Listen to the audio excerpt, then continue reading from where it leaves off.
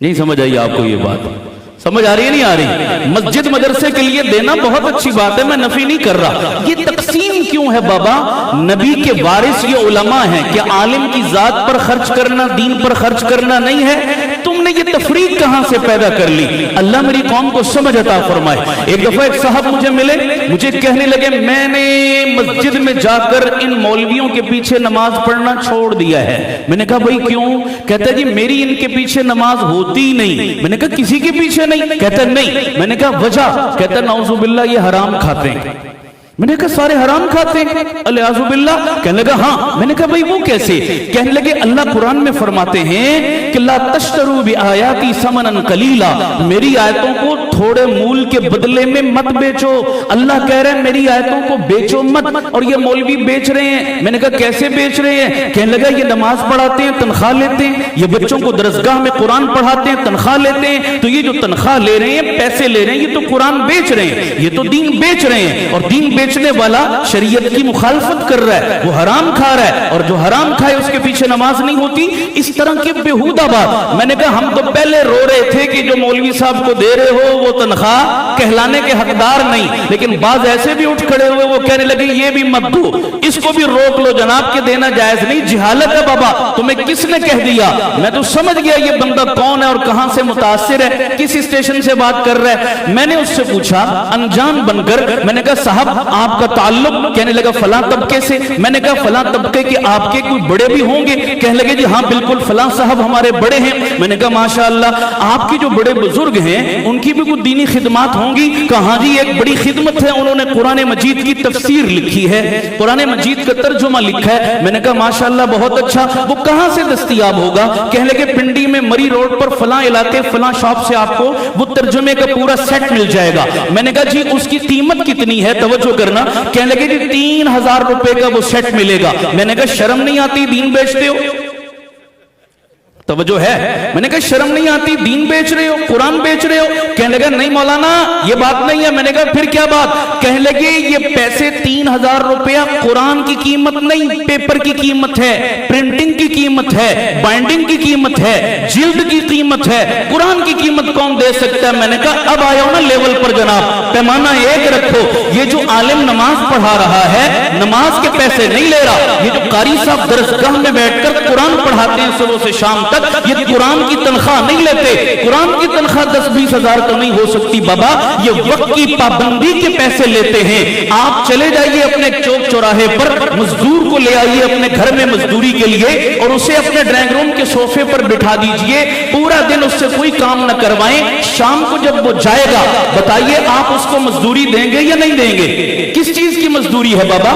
کام تو آپ نے کوئی نہیں لیا. یقیناً آپ کہیں گے کام تو نہیں لیا لیکن اس کا ٹائم ہم نے باؤنڈ کیا، اس کو ہم نے پابند کر کے رکھا، وقت کی پابندی کی اجرت ہے. تو یہ جو علماء مسجدوں مدرسوں میں کام کر رہے ہر طرف سے ہم نے چھڑوا کر جب ان کو کلاس اور مسجد میں بٹھایا تو ہم نے ان کے وقت کو باؤنڈ کیا. اس وقت کی پابندی کی تنخواہ دینا یہ شرعاً بھی ہے، اخلاقاً بھی ہے، قانوناً بھی ہے، دیانتاً بھی ہے. تمہیں کس نے کہہ دیا؟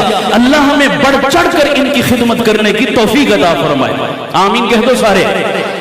خیر باتوں سے بات نکل کر اللہ آپ کے اتنے کثیر میں وہ برکت نہیں رکھتا جو ان علماء کے قلیل اور تھوڑے میں کیا رکھ دیتا ہے؟ برکت رکھ دیتا ہے. آپ کو اس دنیا کا کیا پتا بابا کہ یہ برکت والی دنیا کیا ہوتی ہے؟ یہ تھوڑا مال کافی ہو جائے یہ کیسا ہوتا ہے؟ خدا کی قسم اتنے سکون والی زندگی ہے یہ مسجدوں مدرسوں والی، آپ اس کا تصور نہیں کر سکتے. آپ نے سکون تلاش کرنا ہو کبھی ان چٹائیوں والوں کے پاس آ کر بیٹھا کرو. نہ جہاں میں کہیں بھی اما ملی، جو اما ملی تو کہاں ملی، میرے جرم خانہ خراب کو تیرے عفو بندہ نواز میں.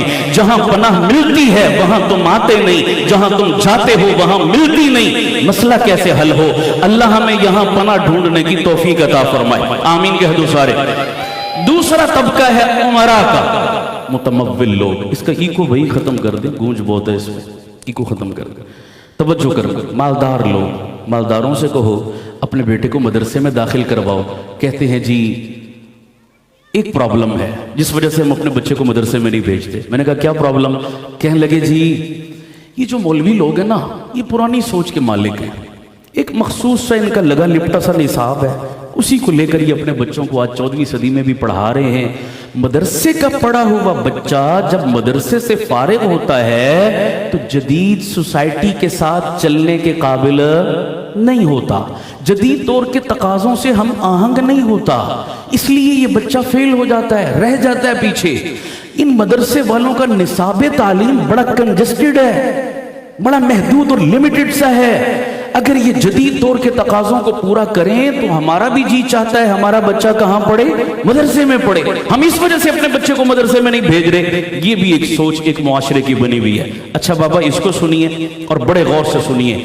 आपको किसने कह दिया बाबा कि मदरसों वाले जदीद दौर के तकाज़ों से नाआशना है, इस जिद्दत के तकाज़ों को पूरा नहीं कर रहे? सुनिएगा, इंग्लिश हम मदरसों में पढ़ा रहे हैं, रियाजी मदरसों में पढ़ा रहे हैं, अलजबरा मैथमेटिक्स मदरसों में पढ़ा रहे हैं, और सोशल स्टडी मदारिस में पढ़ा रहे हैं, कंप्यूटर की बाकायदा तालीम मदरसों में दे रहे हैं। इसी तरह आगे बढ़कर मैं कहता हूं, आपको सुनकर बड़ा ताज्जुब होगा, पूरी जिम्मेदारी से कह रहा हूं बाबा, मैं आपको नाम लेकर गिनवाने शुरू करूं, खुदा गवाह है बात बड़ी लंबी हो जाएगी। मदरसों की बात कर रहा हूं। इन मदरसों की चटाइयों पर इन बच्चों को रब के कुरान के साथ साथ ओ लेवल और ए लेवल की भी बड़े पाए की तालीम दी जा रही है।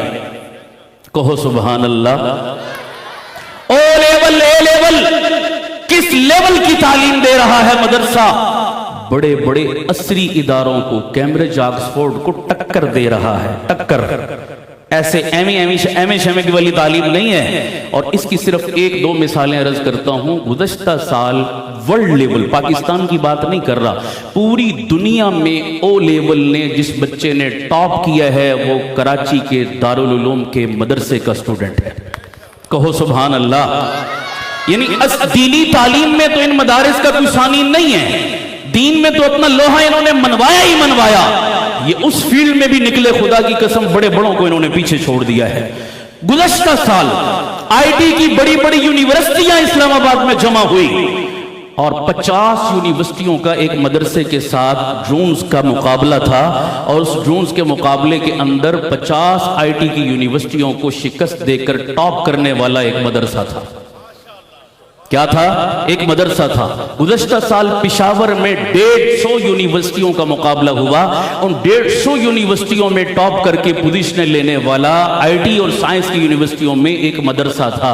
बाबा तुम्हें किसने कह दिया कि हम मुल्ला लोग हैं, जदीद दौर के तकाज़ों से ना आशना है? आओ तुम्हारी आंखें खुल जाएं, खुदा की कसम। और अगली बात सुनिए, मैं पूरी जिम्मेदारी से कह रहा हूं, जर्नलिज्म हम इन मदरसों की चटाइयों पर बच्चों को पढ़ा रहे हैं, सहाफत इन चटाइयों पर बच्चों को मदरसों में पढ़ा रहे हैं। इससे आगे बढ़कर कहता हूं, पूरी जिम्मेदारी से कहता हूं, इकोनॉमी, मईशत और बैंकिंग इन मदरसों की चटाइयों पर हम अपने बच्चों को पढ़ा रहे हैं। जाओ अपने पूरे वाकेंट नहीं, पाकिस्तान के तमाम बड़े शहरों का चक्कर लगाओ, जितने पाकिस्तान के बड़े बड़े, बल्कि मैं इससे आगे बढ़कर कहता हूं वर्ल्ड लेवल पर चले जाओ। इस्लामिक बैंकिंग को दुनिया में मुतारफ करवाने का सेहरा ही मदरसे के मुल्ला के सर पर है। कहो सुभान अल्लाह। किसी भी आप इस्लामी बैंक में चले जाएं, उस इस्लामी बैंक को चलाने वाला, उसकी सुपरविजन करने वाला, उसको लेकर चलने वाला, उसके ऊपर जो टॉप अथॉरिटी बैठी हुई है वो मदरसे का एक मुल्ला बैठा हुआ उस बैंक के निजाम को चला रहा है। जाओ, यकीन नहीं आता तो अपने शहर के इस्लामी बैंकों को कंगाल कर देख लो।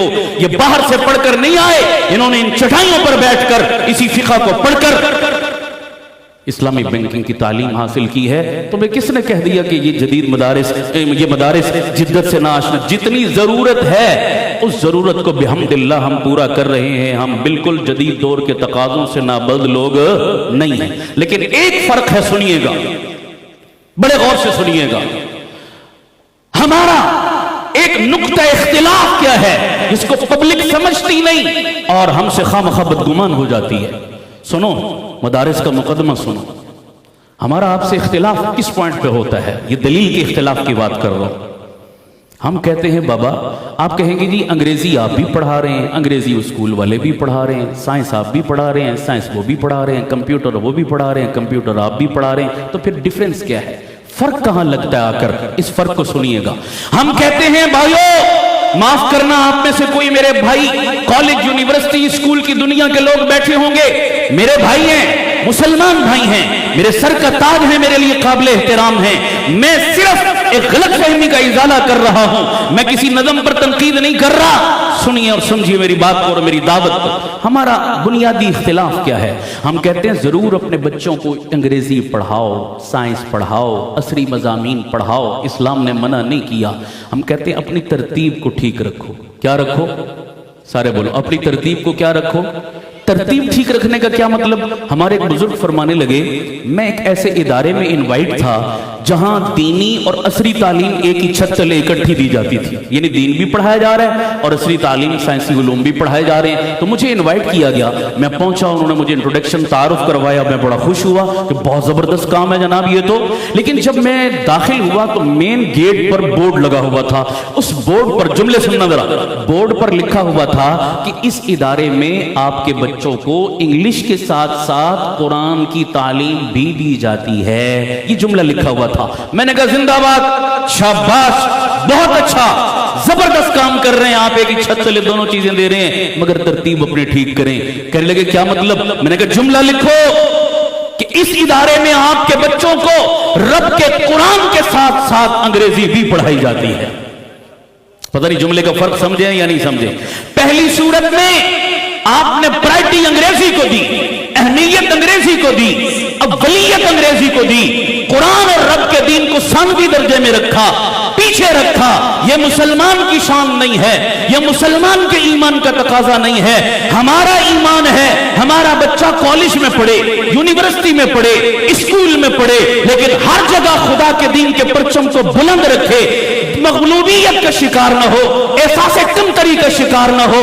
आज मैं अपने बच्चे को मदरसे की चटाई पर बैठकर अंग्रेजी भी पढ़ाता हूं, कंप्यूटर भी सिखाता हूं, आला से आला तालीम भी देता हूं, लेकिन तमाम तर असरी उलूम हासिल करने के बावजूद भी मेरा मदरसे का बच्चा रहता मोहम्मद का गुलाम ही है।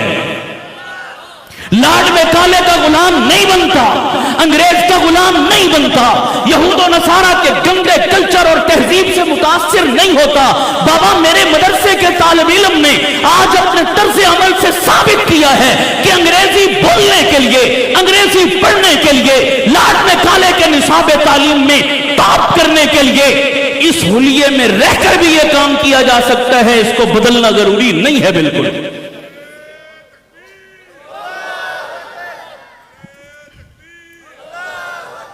कुछ समझ आ रही है नहीं आ रही? ये सारे काम सरों पे पगड़ियां बांध के भी हो सकते हैं, ये सारे काम सलवार टखनों से ऊपर रख के भी हो सकते हैं, ये सारे काम सुन्नत रसूल सजा कर भी हो सकते हैं। इसलिए इसके लिए अपने आप को चेंज करने की जरूरत है।